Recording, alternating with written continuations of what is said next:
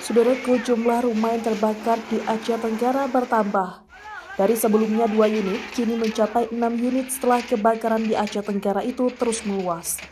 Kebakaran terjadi di Desa Prapat Sepakat, Kecamatan Babu Salap, sekitar pukul 14 waktu Indonesia Barat, dan api berhasil dipadamkan pukul 14:20 waktu Indonesia Barat.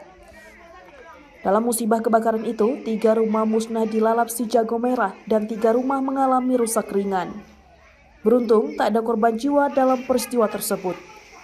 Kalaksa Badan Penanggulangan Bencana Daerah atau BPBD Kabupaten Aceh Tenggara Nazmi Deski kepada tribunggai.com pada Senin 19 September 2022 mengatakan, dalam musibah kebakaran itu dikerahkan 3 hingga 5 mobil pemadam kebakaran.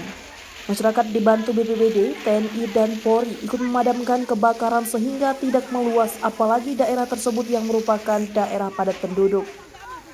Rumah yang terbakar masih dalam pendataan tim BPBD setempat, sedangkan penyebab kebakaran masih dalam penyelidikan pihak kepolisian.